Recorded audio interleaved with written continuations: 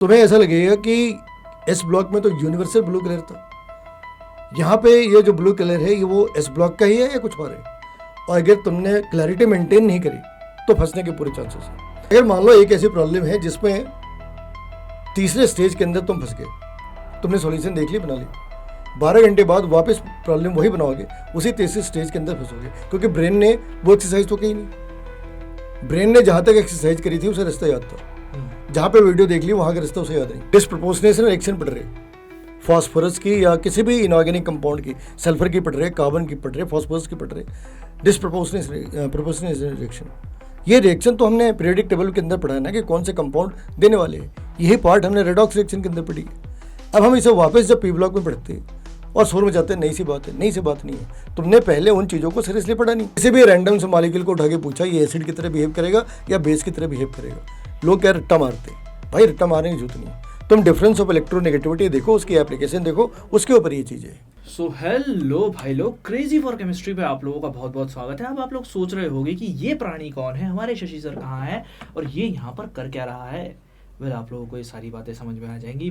अगर आप लोग चाहते हो कि नीट में कि जेई में केमिस्ट्री कैसे पढ़ी जाती है, प्लस खास तौर से एडवांस में केमिस्ट्री की तैयारी कैसे करनी है, कौन से रिसोर्सेज लगाने हैं, एडवांस देने के बाद आप लोग कहाँ कहाँ जा सकते हो, कौन कौन से स्कोप्स खुलते हैं, सारी बातें अगर आप लोग जानना चाहते हो इस वीडियो का एंड तक ज़रूर देखना। बहुत ही छोटी सी प्रिसाइज वीडियो में हम लोग ये सारी बातें करने वाले हैं।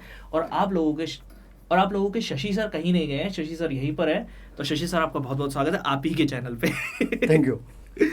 तो सर सबसे पहले तो ये बात जान लेते हैं कि जेई में बच्चे दो तरीके के होते हैं। एक तो होता है जिसको मेंस क्लियर करना है, आगे कोई भी इंजीनियरिंग कॉलेज लेगा।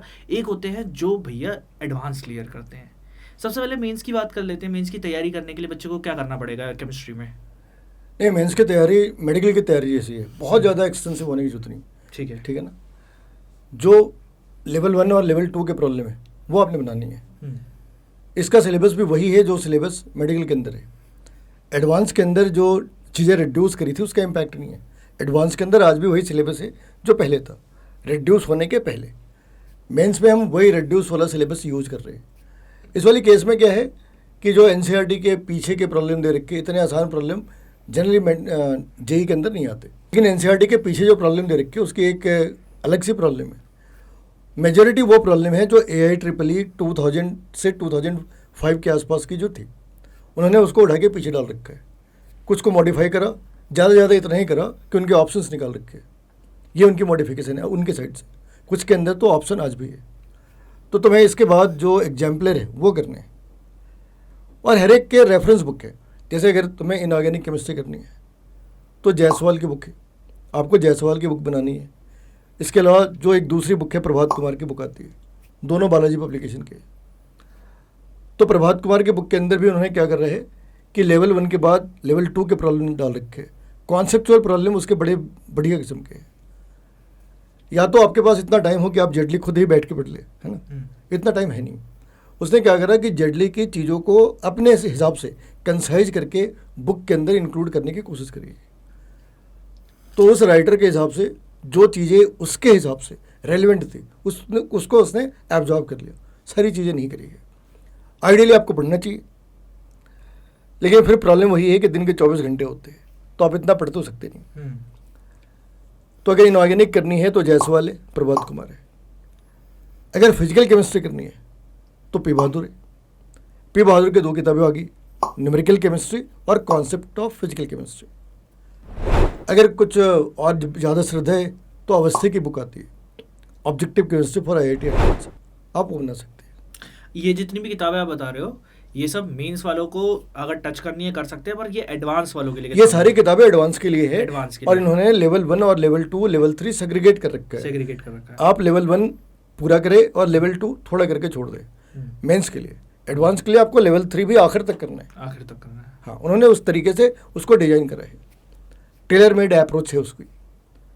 अगर ऑर्गेनिक में आ जाए तो वहाँ पे 2 किताबें, एक MS चौहान की एडवांस केमिस्ट्री की और दूसरी आती है जगदम्बा सिंह।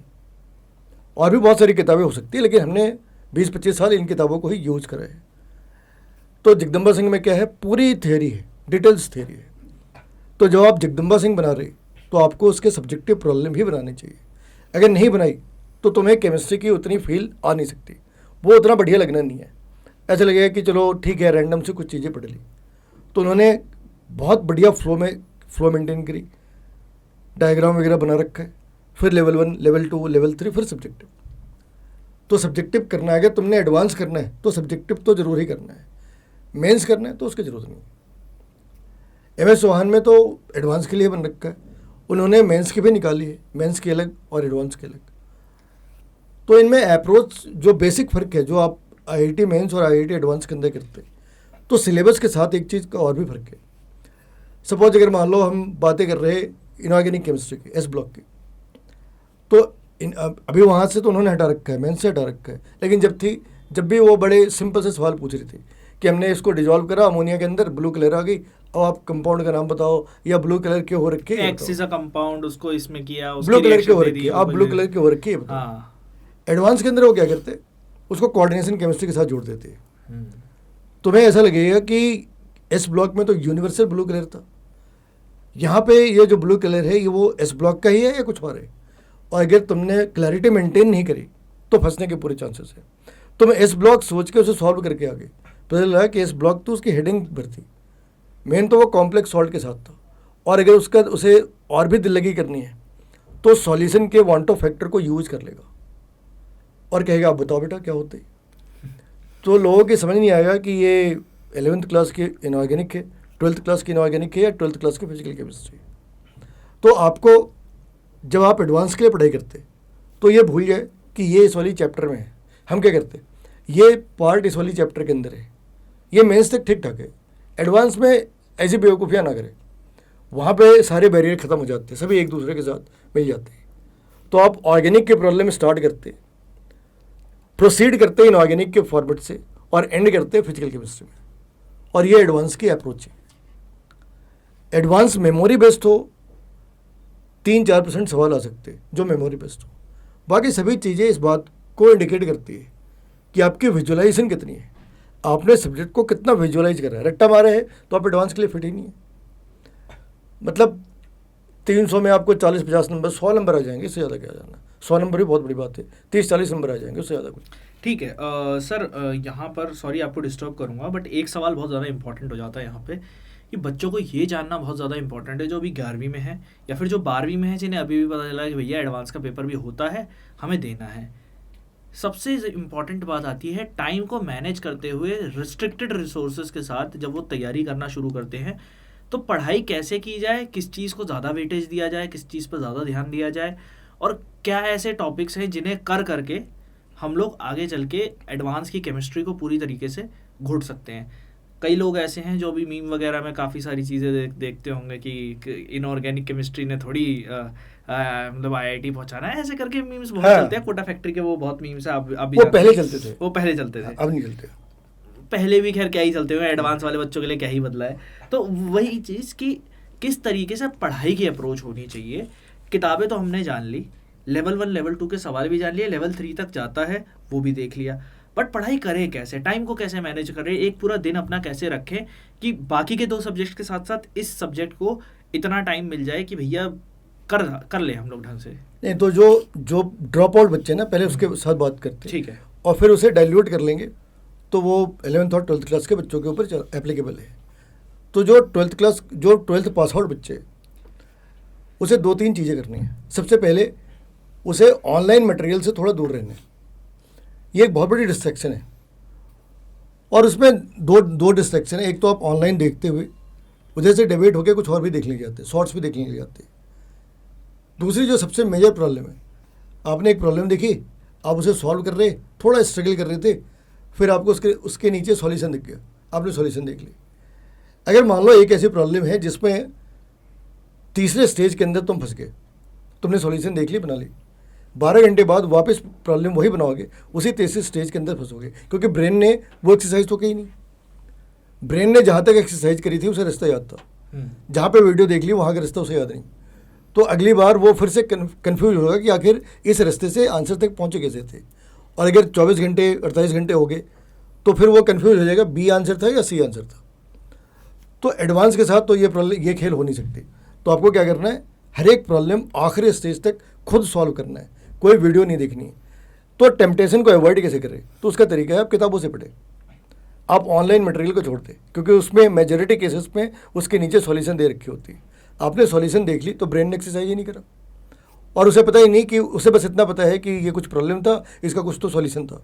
क्या प्रॉब्लम था वो भी नहीं मालूम, उसका सॉल्यूशन कैसे आया वो भी नहीं मालूम। पर अगर कोई सवाल हो ही नहीं रहा है, हाँ, डाउट में आ गया, फैकल्टी से पूछ नहीं सकते अभी क्योंकि फैकल्टी अवेलेबल नहीं है, तब उस केस में क्या किया जाए? नहीं, तो वो जो शेड्यूल है ना बच्चे का, वो शेड्यूल कुछ ऐसे है कि बच्चे ने पहले, मतलब अगर बच्चा 8 बजे उठ जाता है, टेबल पे बैठ जाते हैं, तो 8 बजे से 12 बजे तक, है ना, इन 4 घंटों में 360 मिनट में 240 मिनट में बच्चे को क्या करना है, कम से कम 100-150 प्रॉब्लम बनाने हैं, ठीक है ना। अब वो डिपेंड करता है कि वो किस स्टेज में है। अगर वो अपने तैयारी के पहले स्टेज में लेवल 1 लेवल 2 के प्रॉब्लम बना रहा, तो जितने मिनट हैं उससे थोड़े ज़्यादा उसके प्रॉब्लम होने चाहिए।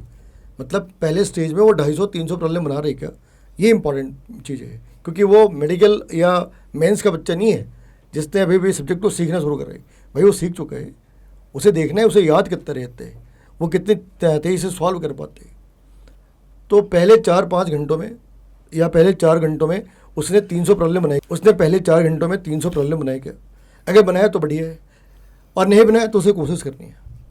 उसके बाद के जो 2 घंटे होंगे, 3 घंटे होंगे, वो उसने लेवल 2 की तैयारी करनी है, उसी चैप्टर की, कुछ भी चेंज नहीं करना है, जो उसने सुबह पढ़ा था उसी चैप्टर की। अब जो 2 घंटे, जो 3 घंटे लगा लो, 3 घंटे लगा लो, 180 मिनट में उससे एक्सपेक्टेड है कि 100 प्रॉब्लम तो वो बनाना चाहिए उसको लेवल 2 के। फिर वो शाम को फिर से 2 घंटे लगाए, और इस बार 120 मिनट में 50-40 लेवल 3 के प्रॉब्लम बना ले। अब इतने प्रॉब्लम कंपाइल्ड हो गए, अब वो देखेगा इसमें उसका डाउट कितने थे। तो डाउट सॉल्व करने का जो टाइमिंग है वो सनसेट के बाद की है। आपको डाउट है ना, रह लो यार, इतने साल रह गए बिना जाने, तो भी पेट में दर्द हो रहा, सामने देख लेते। तो आप एक साइड से कंपाइल करते जा रहे, शाम को जब आप थक गए, अब आपने डाउट दे जो रिजॉल्व नहीं हुआ उसे सॉल्व करना स्टार्ट करते, फिर से कोशिश करते, फिर नहीं बना, फिर आपने वीडियो सॉल्यूशन देखी। अब क्या है, वीडियो सॉल्यूशन देखने के बाद उसे दोबारा फिर से लिखना है। वीडियो सॉल्यूशन देख के बना वो सॉल्यूशन नहीं है, उसको बंद करा, फिर से वापस लिखा, और तब जब लिखा उसे मानेंगे कि सॉल्व करे। तो पहले सनराइज से सनसेट तक तुमने डाउट रेज करे, उसके बाद तुमने उन डाउट को रिजॉल्व करो, ठीक है ना। और आपको एक अपर एंड पे होना होगा। अपर एंड का मतलब कि 700-800 के आसपास आपको जाना है अगर आप एडवांस की तैयारी कर रहे हैं, है ना। तो आपको शुरुआत 700-800 प्रॉब्लम्स पर डे तीनों सब्जेक्ट से मिला के मिला के, है ना। अब जब आप जिस दिन मैथ ज़्यादा कर रहे उस दिन ये नंबर थोड़ा रिड्यूस हो जाना है। जिस दिन इंटीग्रेशन का टॉपिक आ हाँ, गया उस दिन टॉपिक कट जाएगा। जिस दिन फिजिक्स में मैकेनिक्स वगैरह कर रहे उस दिन भी थोड़ा रिड्यूस हो जाना है। तो हर आदमी अपनी कैपेबिलिटी के हिसाब से बार की साइज सेट कर सकते हैं कि भाई स्टार्ट करा तो 300 पे रखा, फिर बार को आप ले गए 400 कर दिया, 500 कर दिया, 600 कर दिया। तो आप इस जगह पे सीख रहे हैं। और यहाँ पे आपको इस चीज़ का ध्यान रखना है कि हम सब्जेक्ट पढ़ के सब्जेक्ट नहीं सीखते, हम ऑब्जेक्टिव सॉल्व करके सब्जेक्ट सीखते। एडवांस के लिए आपको इसका ध्यान रखना पड़ेगा। ठीक है, इस चीज़ को मैं थोड़ा सा और ज़्यादा इस बारे में डिस्कस करना चाहूँगा कि सब्जेक्ट पढ़ के सब्जेक्ट को नहीं सीखते, ऑब्जेक्टिव सॉल्व करके सब्जेक्ट को सीखते, प्रॉब्लम सॉल्व करके सीखते। सो बेसिकली हम लोगों को यहाँ पर प्रॉब्लम सॉल्विंग अप्रोच ज़्यादा रखनी है। वही है एडवांस के अंदर, वही है एडवांस के अंदर। ये तो नहीं आता कि ये एसिड कौन से साल में डिस्कवर हुई थी। मतलब अगर आप एक दिन में अगर आपकी पढ़ाई का शेड्यूल ही है जिसमें आप थ्योरी पढ़ने में ज़्यादा टाइम लगा रहे हैं, तो मतलब आप एडवांस की तैयारी नहीं, नमस्ते कर लो, नमस्ते कर लो। कहीं भी अगर आप थ्योरी पढ़ रहे हैं तो आप नमस्ते कर ले, क्योंकि आप पढ़ाई नहीं कर रहे, पढ़ाई की एक्टिंग कर रहे हैं। आप कहानी सीख रहे हैं। अगर आप 11th क्लास में है, 12th क्लास में, तो बात थोड़ी समझ आती है। वो भी एक पॉइंट के बाद में, भाई एक ही चीज़, एक ही एनसीईआरटी किताब कितने साल पढ़नी है। तो हमें क्या है, सब टॉपिक के हिसाब से अटैक करना होता है कि हाइब्रिडाइजेशन एक सब टॉपिक है, उसमें डिफ्रेंशिएट नहीं कर रहे कि इनऑर्गेनिक की है कि ऑर्गेनिक की है। हाइब्रिडाइजेशन एक सब टॉपिक है, और हमने लेवल 1 लेवल 2 लेवल 3 म्यूजिशियन की तरह ऊपर लेते गए, और ऊपर जाके देखा यहाँ से सब कुछ ठीक ठाक दिख रहा है क्या। तो वैसे ही KSP पकड़ी, वैसे कोई भी टॉपिक पकड़ी, नीचे से उठाए ऊपर तक चली जाती है। जैसे इक्विलिब्रियम एक बहुत ही बढ़िया एग्जांपल है कि आप वहाँ पे pH निकालते हैं, है ना। जैसे हम ढाबे वाबे में जाते पूछते भाई खाने को क्या है, तो वो हर में एक पालक लगा लेगा, पालक पनीर, पालक टिक्का, पालक बिक्का, ऐसे करके वो बताते हैं। तो पूरी इक्विलिब्रियम पीएच है, पहले खाली पीएच है ना, फिर बफर की पीएच, फिर सॉल्ट हाइड्रोसिस की पीएच, फिर पीएच विथ केएसपी, फिर pH with delta G, pH with delta H. तो सब में क्या है, पीएच है जिसके साथ आपको कोरिलेट करना है। और स्टार्ट में हम इस चीज़ को विजुअलाइज नहीं करते, हमें लगता है कि यार रैंडम सी चीज़ें, रैंडम सी चीज़ें नहीं है, ऑर्गेनाइज सी चीज़ें हैं। और ये कभी नहीं हो सकता जब तुम रट्टा मार के 10 बारी पढ़ोगे। तुमने एक बारी चैप्टर पढ़ ली, मेन पॉइंट्स दिमाग में होने चाहिए, चैप्टर खोला और तुम्हारे दिमाग में आनी चाहिए इसमें एरोमेटिसिटी है, एरोमेटिसिटी के अंदर हैकेल्स रूल है, उसके अंदर ये एक्सेप्शन है, फिर आगे बढ़े, फिर आगे बढ़े, फिर आगे बढ़े। तुम्हें ऐसा लगा कि ना इसके अंदर जो है ना nomenclature of nomenclature, multi stage nomenclature में तुम्हें थोड़ी सी प्रॉब्लम है, तुमने वो पार्ट देख ली। अब वापस जो जीओसी तुमने पहले 3 घंटे में पढ़ा था, अब उसे वापस 3 घंटे नहीं लगाने हैं, अब उसे वापस ज़्यादा से ज़्यादा 30 मिनट लगाने हैं। और जीओसी के ऊपर जो प्रॉब्लम आए, PYQ जाए, उसको पढ़ना है और ये देखना है कि लास्ट टाइम पढ़ते हुए हमारी अप्रोच कहाँ पे गलत हो गई थी। और बुक्स पढ़ने का एक बहुत ही बढ़िया सा तरीका हमने पढ़ा था एक बार, कि आप कोई किताब निकाले, चैप्टर मत पढ़े, पीछे चले जाए और उनके क्वेश्चंस पढ़े। तो भाई अगर किसी ने कुछ पढ़ा ही नहीं तो क्वेश्चन पढ़ के क्या होने, तो क्वेश्चन पढ़ के उसके ईगो पे स्ट्राइक लगनी है। उसे लगेगा पहला भी सवाल नहीं सुना, दूसरा भी नहीं सुना, कुछ भी नहीं सुना, तो वो खुद को कह सकते हैं कि भाई मेरी तो पहली बारी है, कोई बात नहीं। लेकिन अब जब वो पढ़ना स्टार्ट करेगा ना, तो उसका दिमाग उन सारे सवालों के आंसर ढूंढने की कोशिश करेगा कि इस लाइन के अंदर उस वाले सवाल का कुछ कनेक्शन है क्या। जब वो किसी भी रिलेवेंट लाइन पे आएगा ना, वो लाइन आते ही वो क्वेश्चन उसके दिमाग में आ जाना है। तो तुमने देखा होगा कि अगर हम किसी चैप्टर को बिना पर्पस के पढ़ते हैं तो सुबह से लेकर शाम तक पढ़ लिए, और किसी ने कहा 7 मेन बातें लिख दो, मेन पॉइंट्स लिख दो, नहीं लिख सकते, क्योंकि अपना ध्यान है, किताबें खोली, क्या पढ़ रहे हैं मालूम नहीं, क्यों पढ़ रहे हैं मालूम नहीं, कब से पढ़ रहे हैं वो भी नहीं मालूम, कब तक पढ़ेंगे वो भी नहीं मालूम। बस किताबें खुली है, पिताजी ने पूछा बेटा सुबह भी पेज नंबर 24 पे, वही पेज नंबर 24 पे, क्या कर रहे हैं, कहा ध्यान से पढ़ाई कर रहे हैं। तो इतना ध्यान लगाने की जरूरत नहीं है। आपको ये देखना है कि जो अप्रोच है, हमने जीओसी के लेवल 3 के 40 प्रॉब्लम बनाए, ट्राई करें, और out of 40 I got trapped in 15। तो you need to rebuild those 15 problem, you need to refresh your concept for those 15 to 20 problem only. ठीक है, and it indicates that you are very comfortable in those 15 to 20 subtopics. The grey area is this part only. So go for another 15 to 20 set of the questions, not on the textbook. तो जिस चीज़ की तुम्हें problem है filter करा, वो problem solve करी। Aromaticity की problem है तो एरोमेटिसिटी की और भी प्रॉब्लम पकड़ी, सॉल्व करके देखा। एक पॉइंट पे तुम्हें समझ आ जाएगा कि कौन सी बातें सिमिलर थी, कौन सी बातें डिसिमिलर थी, और कहाँ पे तुम गलत हो गए। ये अप्रोच है मेडिकल और मेंस के अप्रोच से बिल्कुल अलग। तो अब मैं एक सवाल ये पूछना चाहूँगा कि जेई में ऑर्गेनिक, इनऑर्गेनिक और फिज़िकल केमिस्ट्री, इन तीनों की अप्रोच किस तरीके से रहनी चाहिए, क्योंकि फिज़िकल बहुत ज़्यादा न्यूमेरिकल बेस्ड हो जाती है, जिसमें पी बहादुर सर की किताब यूज़ होती है, जिसमें सर को ऑथर भी हैं, और फिर उसके बाद ऑर्गेनिक की आती है। हमारे टाइम पे एक ओपी टंडन बहुत चला करती थी किताब, अभी आपने दूसरी किताबों के नाम बताए, एंड देन उसके बाद जो इनऑर्गेनिक की किताब आती है, तो इनऑर्गेनिक में काफ़ी सारी नेम रिएक्शंस वगैरह भी हैं, ऑर्गेनिक में भी नेम रिएक्शंस है। इनऑर्गेनिक में जो पी ब्लॉक है ना, पी ब्लॉक के जो टॉपिक्स हैं, सो बेसिकली इन सारी चीज़ों को मिलाकर क्या अप्रोच होनी चाहिए, किस तरीके से बच्चे को इन तीनों सब्जेक्ट्स को डिवाइड करना चाहिए ताकि वो अच्छे वेटेज के साथ उन तीनों को कंबाइन कर सके। एडवांस में तो खैर कंबाइंड क्वेश्चन भी आ जाता है कि हर किसी का एक साथ मिला हुआ क्वेश्चन है, बट फिर भी स्टार्टिंग में अगर वो पढ़ रहा हो तो किस तरीके से इन तीनों के अप्रोच को लेकर चले कि तीनों को कहाँ किस लेवल तक पहुँचाना है कि आगे वो फाइन ट्यूनिंग कर सके। तो इनऑर्गेनिक से स्टार्ट करते हैं। ठीक है। पहले जब हम साउथ इंडिया में पढ़ाई करते थे तो पीरियोडिक टेबल और केमिकल बॉन्डिंग ये 40-45 क्लासेस चलती थी, 40-45 क्लासेस। उसके बाद 5-6 क्लासेस चलती थी कोऑर्डिनेशन केमिस्ट्री, और ये ज्यूम कर लिया जाता था पूरी केमिस्ट्री खत्म हो गई इनऑर्गेनिक। उसके बाद अगर किसी ने सवाल पूछा तो उसके दो मतलब थे, या तो उसने क्लास को सीरियसली लिया नहीं, या फिर भाई के IQ की प्रॉब्लम है। अदरवाइज मतलब आप अगर मान लो डिस्प्रपोर्शनेशन रिएक्शन पढ़ रहे फास्फोरस की या किसी भी इनऑर्गेनिक कंपाउंड की, सल्फर की पढ़ रहे, कार्बन की पढ़ रहे, फास्फोरस की पढ़ रहे, डिस्प्रपोर्शनेट रिएक्शन। ये रिएक्शन तो हमने पीरियोडिक टेबल के अंदर पढ़ा है ना कि कौन से कंपाउंड देने वाले हैं। यही पार्ट हमने रेडॉक्स रिएक्शन के अंदर पढ़ी है। अब हम इसे वापस जब पी ब्लॉक में पढ़ते और शोर मचाते हैं, नई सी बात है, नई सी बात नहीं है। तुमने पहले उन चीज़ों को सीरियसली पढ़ा नहीं। अगर पी ब्लॉक की जो प्रॉपर्टीज है, भाई प्रॉपर्टीज आसमान से तो नहीं आई। प्रॉपर्टीज की अपनी एक ओरिजिन है। वो ओरिजिन क्या है? उसके आयनाइजेशन एनर्जी के अंदर है, उसके इलेक्ट्रोनेगेटिविटी के अंदर है, उसके इलेक्ट्रॉन एफिनिटी के अंदर है, उसके वेरिएबल ऑक्सीजन स्टेट बनाने के अंदर है।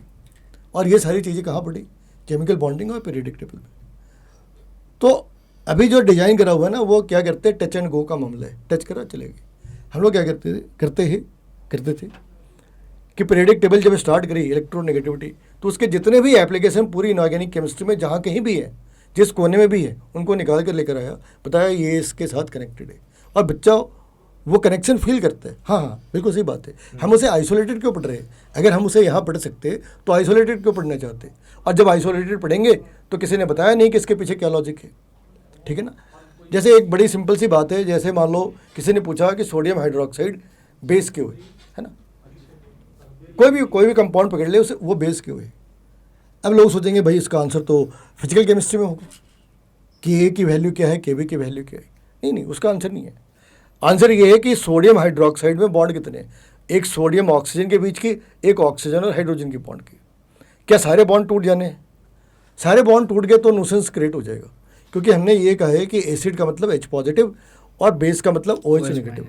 तो हम खुद ही मान के चल रहे हैं कि इसमें से किसी एक जगह से बॉन्ड ब्रेक होनी है। तो अगर NaOH से O और H के बीच की बॉन्ड टूट गई तो H पॉजिटिव बाहर आएगा, और Na और O के बीच की बॉन्ड टूट गई तो OH नेगेटिव आएगा। तो हम इसी फॉर्मूले को प्रूव करके बता सकते हैं कि सोडियम हाइड्रोक्साइड एसिड है या बेस है। लेकिन सवाल ये है, एक मासूम बच्चे को कैसे मालूम होगा कि बॉन्ड टूटना कहाँ से है? तो उसका आंसर इलेक्ट्रोनेगेटिविटी के अंदर है। रूल लिखा है, जहाँ पे इलेक्ट्रोनेगेटिविटी की डिफरेंस ज़्यादा है, बॉन्ड वहाँ से आयनाइज होनी है। तो हाइड्रोजन और ऑक्सीजन के बीच में जो डिफरेंस ऑफ इलेक्ट्रोनेगेटिविटी है वो कम है। किसके कॉम्परेटिवली? सोडियम और ऑक्सीजन के बीच में। सोडियम की आप लगा लो 0.9 और ऑक्सीजन के 3.5। ठीक है ना? उस वाली साइड पे चले जाओ 3.5 और 2.4। तो डिफरेंस कहाँ पे? इस वाली साइड पे। तो बॉन्ड यहाँ से ब्रेक हो गई। बॉन्ड ब्रेक हो गई तो उस वाली साइड पे OH आया, इस वाली साइड पे सोडियम पॉजिटिव। इसने प्रूव कर दिया बेस है। अगर हम इसी फॉर्मूले को बोरिक एसिड के ऊपर डाल दें, उससे फॉर्मूला क्या है? BOH3। ऐसा मालूम होता है 3 OH बाहर निकल जाने हैं। लेकिन फिर वहाँ पे यही खेल है। ऑक्सीजन जो ऑक्सीजन और हाइड्रोजन है तो 3.5 माइनस 2.1, और इस वाली केस में क्या है? 3.5 माइनस 2.4। तो जहाँ पे 2.1 का गैप है वो वहाँ से बाहर आ गई, यानी ऑक्सीजन और हाइड्रोजन के बीच की बॉन्ड ब्रेक हो गई और हाइड्रोजन पॉजिटिव बाहर आ गया। तो इस बार वो उसी फॉर्मूले के साथ वो एसिड बन रहे, और पिछली बार उसी फॉर्मूले के साथ वो बेस बन रहा था। अब ये तो फेमस मॉलिक्यूल्स के बारे में, किसी भी रैंडम से मॉलिक्यूल को उठा के पूछा ये एसिड की तरह बिहेव करेगा या बेस की तरह बिहेव करेगा, लोग क्या रट्टा मारते हैं। भाई रट्टा मारने की जरूरत नहीं। तुम डिफरेंस ऑफ इलेक्ट्रोनेगेटिविटी देखो, उसकी एप्लीकेशन देखो, उसके ऊपर ये चीज़ें। तो ये इनऑर्गेनिक केमिस्ट्री का ये अप्रोच है कि आप जो सारे कॉन्सेप्ट है वो बेसिकली रेडॉक्स, पीरियोडिक टेबल और केमिकल बॉन्डिंग के अंदर है। इसके बाद कुछ भी चीज़ें नहीं। हाँ, इसके बाद है एप्लीकेशन। आप पढ़ेंगे कि फास्फोरस को यूज़ कहाँ पे करते, ग्रेफाइट के क्या यूज़ है, वो यहाँ पे नहीं है। लेकिन वो पार्ट आते कितने, वो तो नहीं आ रहे ना एडवांस लेवल में। नहीं, एडवांस में भी ये नहीं पूछने जाते कि ग्रेफाइट की आप यूज बता दो। उसमें हाइब्रिडाइजेशन पूछते हैं, जो लॉजिक बेस्ड है वो पूछते हैं, मेमोरी बेस्ड तो उसमें भी नहीं पूछते। तो आपको यही अप्रोच लगाना पड़ेगा कि आप पीरियोडिक टेबल, केमिकल बॉन्डिंग पढ़ लिए, तो आपने जब पी ब्लॉक खोली तो आप सोचा कि इसका ये पार्ट केमिकल बॉन्डिंग से या पीरियोडिक टेबल से किस वे में कनेक्टेड है। अगर ये कनेक्शन तुम एस्टेब्लिश कर सकते तो तुम्हें सब्जेक्ट समझ आ गई। जब तक तुम उसे आइसोलेटेड वे में सोच रहे, जब तक समझ नहीं आनी। अब आते हैं ऑर्गेनिक के ऊपर में। ऑर्गेनिक पढ़ाने का अपना तरीका ये था कि 3 महीने तो GOC पढ़ते थे, और 3 महीने बाद जब GOC खत्म तो पूरी ऑर्गेनिक केमिस्ट्री खत्म। अब ऐसे कैसे हो सकते? ऐसा हो सकते भाई, हम ऑर्गेनिक केमिस्ट्री में मान लो एल्डिहाइड कीटोन है, तो हम उसमें पढ़ते गए, हम उसमें पढ़ते कि एल्डिहाइड को बनाते कैसे, अगर ये किसी और कंपाउंड के साथ कंबाइन करे तो बिहेव कैसे करेगा। तो हम उसकी प्रिपरेशन और उसकी केमिकल प्रॉपर्टीज, ये 2 चीज़ें पढ़ रहे हैं। और उसके नाम वाम कैसे होंगे, क्या नाम होगा, ये लिखते हैं। तो हमें शुरुआत में पहले चैप्टर में कितनी चीज़ें करनी है, नाम पढ़ना है, आइसोमर्स पढ़ने, उसके बाद हमें पढ़ना है कि ए को बी में कैसे कन्वर्ट करते हैं, जिसे हम कन्वर्जन कहते हैं, और तीसरी पार्ट है डिस्टिंग्विश, मतलब 1 डिग्री अल्कोहल को 2 डिग्री अल्कोहल के साथ कैसे डिफ्रेंशिएट करें। तो ये सारी बातें जीओसी के अंदर आ गई। कंपाउंड का नाम लिखना, आइसोमर्स, ए को बी में कैसे कन्वर्ट करे या बी को ए में कैसे कन्वर्ट करे, और ए को बी के साथ डिफ्रेंशिएट कैसे करें। तो ये चीज़ें आपने पढ़ ली। जब आप हाइड्रोकार्बन पे आते, वापस क्या पढ़ते हैं, नाम, हाइड्रोकार्बन के आइसोमर्स, एल्केन बनाने के फॉर्मूले, एल्केन ने फला फला के साथ कंबाइन करा तो प्रोडक्ट क्या बना, केमिकल प्रॉपर्टीज, और एल्केन को अल्कीन से कैसे डिफ्रेंशिएट करें।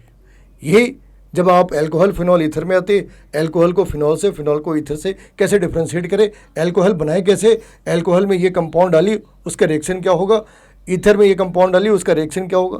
तो बेसिकली हम पढ़ क्या रहे, वही चीज़ें पढ़ रहे हैं ना बार बार, और हर बार पढ़ रहे हैं और सोच रहे हैं कोई नई सी बात है। कोई नई सी बात नहीं है, ये तो हमने वहाँ पे ही पढ़ना था, वहाँ पे ही सोचना था। वो एकदम से स्पॉन्टेनियसली कुछ भी जनरेट नहीं हो रही। हमें मालूम है, अगर मान लो हम फिनॉल की बात कर रहे हैं, हमें मालूम है इसके रिएक्टिविटी का कारण है O और H के बीच का बॉन्ड ब्रेक हो जाना, या फिर पूरा ही OH बाहर निकल जाना। और हमें देखना है वो कौन से रिएजेंट है जो O और H के बीच का बॉन्ड तोड़ सकते, वो कौन से रिएजेंट है जो कार्बन और ऑक्सीजन के बीच का बॉन्ड ब्रेक कर सकते। अगर हमें ये चीज़ समझ आ गई, यही बात हमें बेंजोइक एसिड के साथ करनी है, यही बात हमें कीटोन के साथ करनी है। तो कुछ भी नया नहीं है, बस हम क्या करते हैं, डिस्क्रीट वे में उसे सोचते रहते हैं। वो सभी एक दूसरे के साथ इंटरकनेक्टेड है। तो आपको हर एक चैप्टर में यही देखना है कि इसका कौन सा पार्ट जीओसी के साथ कंबाइन कर रहा था। अब आते फिजिकल पे। फिजिकल पे तो फिजिकल के साथ क्या है, आपके बेसिकली 3 ही चैप्टर है बेसिकली। एक मोल कॉन्सेप्ट, एक इक्विलिब्रियम और एक इलेक्ट्रोकेमिस्ट्री। ये 3 बेसिक चैप्टर है, और बाकी सारे चैप्टर्स इसके अराउंड डेवलप हुए, है ना। यहाँ पे अगर हम एडवांस के पॉइंट ऑफ व्यू से देखें तो वो क्या करते हैं, 2-3 को एक साथ क्लब कर देते हैं, लेकिन मेंस में वो डिस्क्रीट रखते। मेंस में वो सॉल्यूशन को इलेक्ट्रोकेमिस्ट्री के साथ जोड़ना नहीं चाहते, लेकिन एडवांस के अंदर वो 2-3 चैप्टर उठाते हैं, उसे मिक्स कर देते, धीमी आंच पे पका देते, कहते बेटा भाई ये काम करो। तो आपको फिजिकल के अंदर न्यूमेरिकल ओरिएंटेड होने की जरूरत है। जितने न्यूमेरिकल्स बना सकते उतने न्यूमेरिकल्स बनाए। जितने अल्फा न्यूमेरिक आंसर्स होते, अल्फा न्यूमेरिक आंसर्स का मतलब है कि A/27B²। अच्छा, मतलब सीधा 12.5 आने की जगह पे आंसर आ रहा है √C/D² / 25। तो ये अल्फा न्यूमेरिक आंसर है। जब आप ऐसे प्रॉब्लम बनाएंगे ना जो अल्फा न्यूमेरिक है या इंटीजर बेस्ड प्रॉब्लम है, तो क्लैरिटी ज़्यादा आती है। जब ऑप्शंस होते हैं तो आप एक बार ही सोच सकते कि अच्छा ऐसा तो नहीं लगता है, अगर हमने इस वाली कॉन्सेप्ट को पकड़ा तो इस तक आंसर तक पहुंच जाएंगे। लेकिन इंटीजर में आप बिल्कुल ब्लैंक होता है, अंधेरा होता है, दूर दूर तक अंधेरा। आप जो सोचेंगे उसके हिसाब से आपको कुछ तो मिल ही जाना है। लेकिन ऑप्शन में तो फिर भी रहता है कि चलो 4 में से कोई एक तो दिख जाएगा, है ना। और आप कहीं ना कहीं जस्टिफाई तो कर ही लेते हैं कि ये वाली अप्रोच से तो ये नहीं आ सकता, मगर ये वाली अप्रोच से आ रहे, तो अप्रोच लगाई और निकाल लिया। इंटीजर में आप बिल्कुल ब्लैंक है, एक घुप अंधेरा आपको खड़ा कर दिया, बोला दाएं 4 कदम बढ़ो, भैया दाएं दिख नहीं रहा, दाएं किधर है, बाएं नहीं किधर है, तो कहाँ जाएगा इंसान। तो जब तक आप वेल ट्रेंड नहीं है तब तक आप उसे सॉल्व नहीं कर सकते। होता क्या है कि कोचिंग सेंटर के अंदर में लोग क्या क्या करते, सिंगल करेक्ट बना देते, मल्टी करेक्ट बना देते, रीजनाइजेशन के नाम पे थोड़ा बहुत बनाते, बाकी छोड़ जाते। इंटीजर्स तो वो मान के चलते कि 4 में से 2 बनाना आएगा, 2 छोड़ना आएगा, तो 2 ही बना लेते हैं। इस बार जो सारा गेम हुआ वो इंटीजर के पीछे हो रखा था। इंटीजर प्रॉब्लम उन्होंने बढ़ा दी और वो ऑप्शन डिलीट कर दिए कि आप इनमें से कुछ ना बनाए। ऐसा नहीं है, कहा सारे बेटा सारे बनाओ, तो फंस गए लोग। तो आपको फिजिकल केमिस्ट्री के अंदर न्यूमेरिकल्स बनाने हैं, इंटीजर प्रॉब्लम बनाने हैं। इंटीजर प्रॉब्लम का हमारा मतलब क्या था एक बार? इंटीजर प्रॉब्लम का मतलब ये है कि उन्होंने एक न्यूमेरिकल लिखी और आगे कह दिया इसका आंसर 0 से लेकर 9 के बीच में तो कुछ होगा, है ना। आपको उसको मतलब अगर आप हायर क्लासेस में आते तो 0 से 99 का ऑप्शन देते, लोअर क्लासेस में 0 से 9 का ऑप्शन डाल देते। अब अगर ऐसा स्पेक्ट्रम ओपन हो और कुछ आइडिया ही नहीं कि ये कहाँ से शुरू होना है कहाँ ख़त्म होना है, तो आदमी क्या करेगा। मतलब ऐसे तो पेन डाल के नहीं सोचे ना इसका आंसर 4 लिखाते, वैसे नीचे कुछ ऑप्शन लिखा हो तो आदमी थोड़ा सोचते है, क्योंकि उसमें टाइम होता तो आदमी थोड़ा सोचता है कि अच्छा इसमें वन टॉप लगाई तो तो आ सकते, हाँ आ सकते, ऐसे ऐसे करके सोच के बना लेते हैं। लेकिन जहाँ इंटीजर है उधर नीचे कुछ लिखा ही नहीं है। तुम्हें आते तो पूरा आते, नहीं आते तो आगे बढ़ जाओ, और कुछ नहीं हो सकता। लोग क्या करते हैं, ये इंटीजर वाली प्रॉब्लम छोड़ जाते हैं या कम बनाते हैं। आपको इसके ऊपर प्रैक्टिस करनी है, क्योंकि इसमें डायरेक्ट आंसर के नंबर मिलेंगे। हाँ जो आप लिखोगे अच्छा, इसमें एक चीज़ और खतरनाक है कि अगर तुम्हारा आंसर है 1.1, उसमें लिखा होता है राउंड ऑफ करके नियरेस्ट इंटीजर में डालना है, ठीक है ना, तो 1 के बाद 2 ही डाल सकते हैं। तो अगर 1.8 है तो आपको 2 लिखना है, लेकिन 1.1 है तो क्या करना है, 1.2 है तो क्या करना है। तो इसके हिसाब से अगर आप तैयार नहीं है, तुम्हें ऐसा लगता है कि 1.2 है, इसका मतलब हम इसे 2 लिख सकते हैं, उसे कहना ना 1.2 का मतलब 1 लिखना था। वो तो सिंपल मेरे हिसाब से तो होना चाहिए कि 1.4 तक तो आपको लिखना ही है 1। हाँ, और उसके बाद अगर 1.5 है तो 2 आ जाएगा, और अगर 2.5 है तो 2 आएगा। अच्छा, उसमें कई बार क्या करते हैं कि जैसे मान लो 22 पॉइंट वो लिखेंगे आप डेसिमल में के बाद, आप डेसिमल के बाद 2 डिजिट तक लिखे, तुम्हारा आंसर आता है 22.468 और फिर 7, ऐसा हो गया। तो 22.468 लिखा था, उसने कहा डेसिमल के बाद 2 ही डिजिट लिखनी है आपको, तो इसका आंसर हो गया 22.47, क्योंकि उसके बाद 8 लिखा है ना, तो 47 हो गया।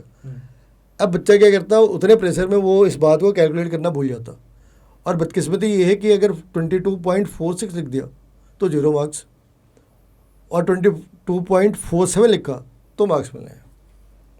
तो कुछ तो उधर भी है, 2 डेसिमल प्लेसेस तक सही जाना पड़ेगा। हाँ, तो वहाँ पे लोग मतलब काफ़ी ब्रूटल सिस्टम है ना, कि 22.46 लिखा तो 0 मार्क्स मिलना है, और 22.47 लिखा तो 4 मार्क्स मिल जाने हैं। सही।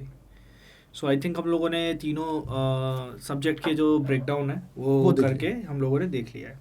सही। और वीडियो भी अब थोड़ा ज़्यादा लंबा होता जा रहा है, तो मेरे कुछ जो इनपुट्स हैं वो मैं आप वीडियो में आपके थोड़े से बताना चाहूँगा। बहुत सारे बच्चे होते हैं जिनको क्या होता है कि एडवांस का पेपर है, आईआईटी करनी है, आईआईटी के लिए जाना है, बट कई सारे बच्चे ऐसे होते हैं जिनको प्योर साइंसेस में जाना है, रिसर्च करना है, आगे चल के पीएचडी करना है। मुझे भी तमाम तरीके के बच्चे मतलब अप्रोच करते हैं, पूछते हैं कि भैया इसके यहाँ से जाना है, एस्ट्रोफिजिक्स करना है तो क्या होगा, एस्ट्रोनॉमी करना है तो क्या होगा, इसरो में जाना है तो क्या होगा।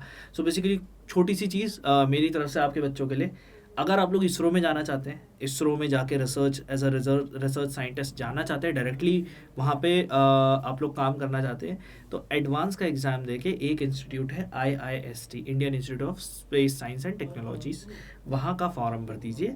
वहाँ पे जाके आप लोग जाके अपने 4 साल की पढ़ाई कीजिए, वहाँ से डायरेक्टली आपको as an ISRO scientist recruit कर लिया जाता है, डिपेंडिंग ऑन योर मार्क्स। मतलब ऐसा नहीं कि सिर्फ एडमिशन ले लिया तो आप इसरो साइंटिस्ट बन जाओगे, वहाँ पे आपकी जो परफॉर्मेंस होगी उसके हिसाब से बेसिस पे आपको बताया जाएगा। दूसरी चीज़ है IISc बेंगलोर, प्योर साइंसेज में रिसर्च करनी है आप लोग वहाँ जाइए, बेस्ट रिसर्च होती है, मतलब इंडिया का one of the best, India का क्या साउथ एशिया का one of the best research institute है। देन उसके बाद अगर IISc नहीं जा पाए, आइजर जाओ, IISER, आइजर्स 5 या 6 हैं हमारे पास, मतलब मोहाली है, कोलकाता है, भुवनेश्वर है, तो बहुत सारे ऐसे, पुणे हैं।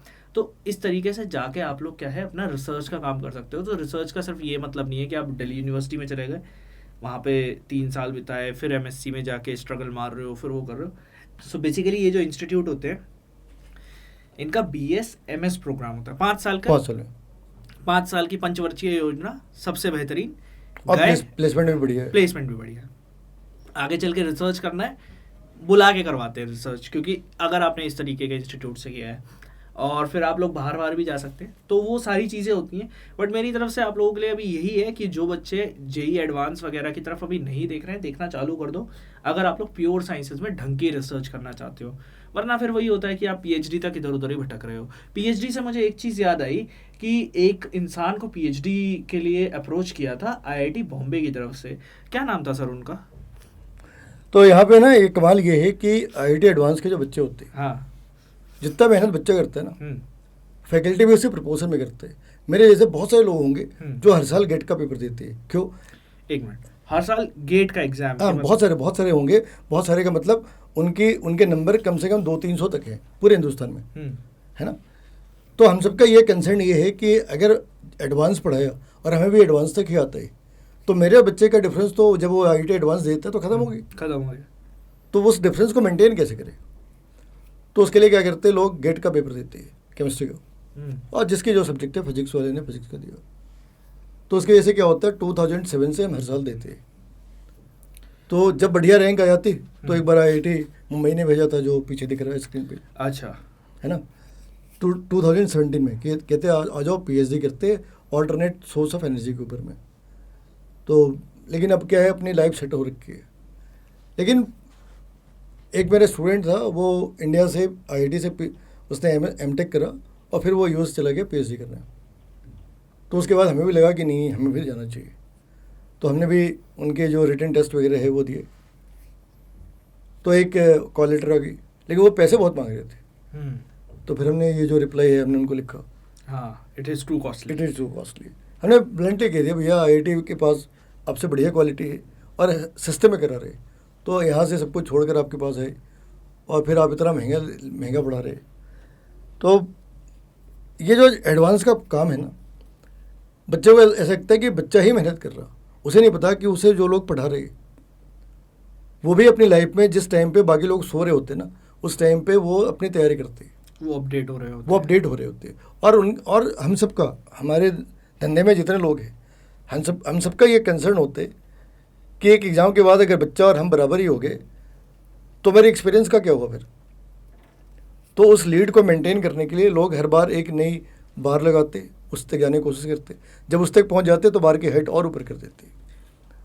तो ये क्या है, एक एंटरटेनमेंट का भी तरीका है, आप खुद को अपग्रेड कर रहे, कॉन्टीन्यूस अपग्रेड कर रहे।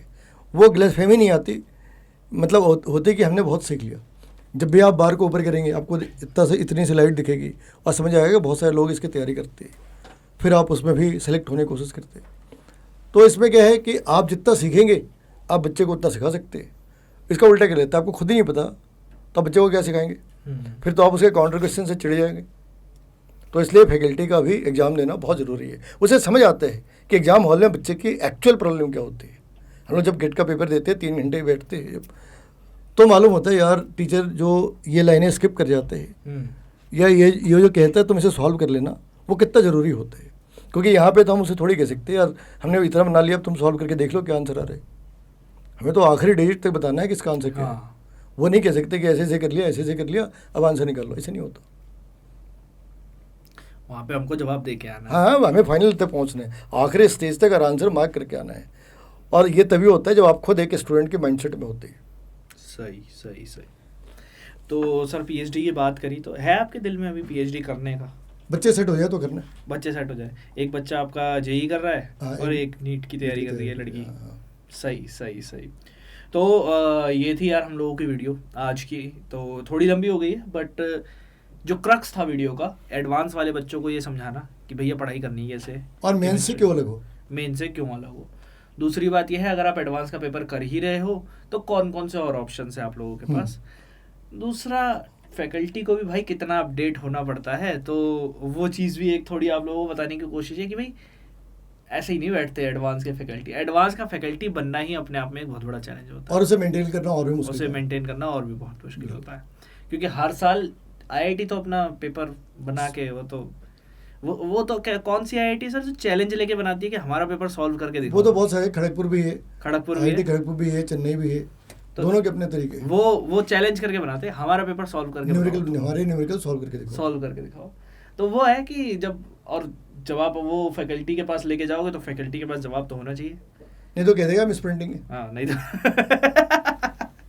ठीक है। ये बात यहीं जानी रहनी चाहिए, ये बाहर नहीं जानी चाहिए। बट हाँ, कई बार होता है कि टीचर बोलते थे मिस प्रिंट है बेटा, सही में IIT कर रहा है IIT, ठीक है। पर है कुछ लोग हैं जिनके में कई बार होता है कि मिस प्रिंट हो जाता है, कुछ गड़बड़ हो जाती है, बेचारे 2 बार पेपर देते हैं। हमारे एक फाउंडर है, नाम है कपिल गुप्ता। उन्होंने 2 बार IIT का पेपर दिया। तो खैर ये थी हमारी वीडियो को ज़्यादा लंबा नहीं खींचेंगे। तुम लोग बताओ कमेंट सेक्शन में तुम्हें ये वीडियो कैसा लगा, मेरा और शशि सर का जो कॉन्वर्सेशन है। दूसरी चीज़, तुम्हारे कोई और डाउट हो कमेंट सेक्शन में वो भी पूछ लो, एडवांस से रिलेटेड, JEE एडवांस से रिलेटेड, ठीक है। उसमें कोई भी दिक्कत होती है, शशि सर का चैनल है, उसमें क्रेजी फॉर केमिस्ट्री सारे क्रेजी सवाल सबके जवाब यहीं पे मिलेंगे। ठीक है, मिलते हैं सर अगले वीडियो में। चलिए सर, ओके, थैंक यू।